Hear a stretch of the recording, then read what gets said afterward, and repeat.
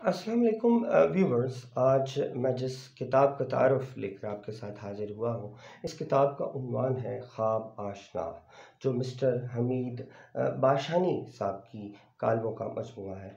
Mister Hamid बाशानी पेशे के एतबार से वकील हैं और आजकल कनाडा में मुकीम हैं। अ, इसके अलावा उन्हें सहाफ़त से ख़ास दिलचस्पी हासिल है और वो मुख्तलिफ़ औक़ात में शुमाली अमरीका के मुख्तलिफ़ अखबारात और पाकिस्तान में रोज़नामा दुनिया में कालम रक़्म करते रहते हैं। अगर उनके कालमों का मुताला किया जाए तो ये बात आश्कार होती है कि उनके कालमों का ख़मीर सोशल जस्टिस, इकोनॉमिक जस्टिस और रूल ऑफ़ लॉ से उभरता हुआ दिखाई देता है।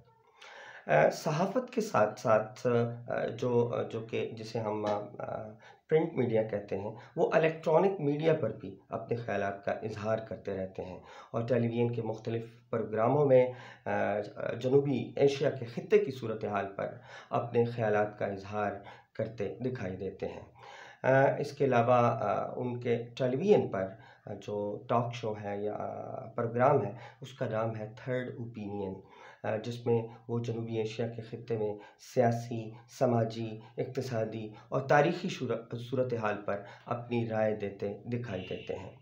ख्वाब आशना उनका ताज़ा कालमों का मजमूआ है, जो कि मिसाल पब्लिशर्स फैसलाबाद से हाल ही में शाया हुआ है। इन कालमों में भी उन्होंने पाकिस्तानी माशरे और जनूबी एशिया की सियासी और समाजी सूरत हाल का बड़ी खूबसूरती के साथ जायज़ा लेने की कोशिश की है और अवामी शऊर को बेदार करने में उनके कालम मैं समझता हूँ कि बुनियादी किरदार अदा कर सकते हैं।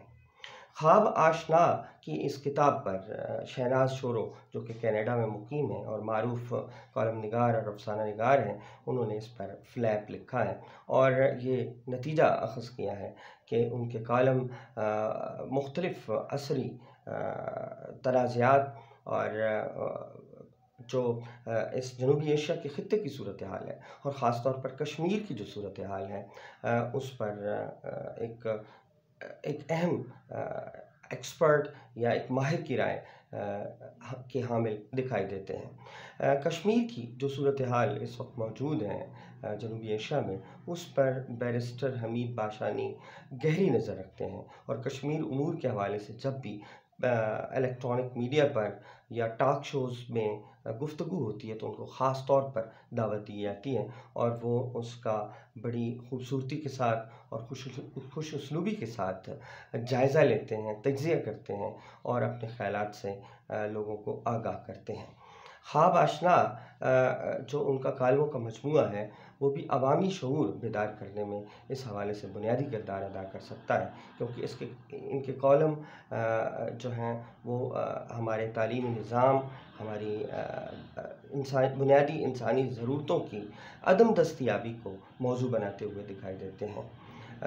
उनके कालमों पर जो शहनाज शोरो ने फ्लैप लिखा और उससे जो नतीजा अख़ज़ किया, वो भी यही है कि उनकी असरी शऊर जो है उनके कालमों में वो दिखाई देता है। इससे पहले वो लगभग 7 किताबें रक़्म कर चुके हैं और उनमें कश्मीर का कौमी सवाल, तीसरी राय और शाराह ख़याल जैसी कुतुब ज़्यादा नुमायाँ हैं, जिन्होंने इल्मी, अदबी और सहाफ़ियों के हलके में ख़ासी पज़ीराई हासिल की है।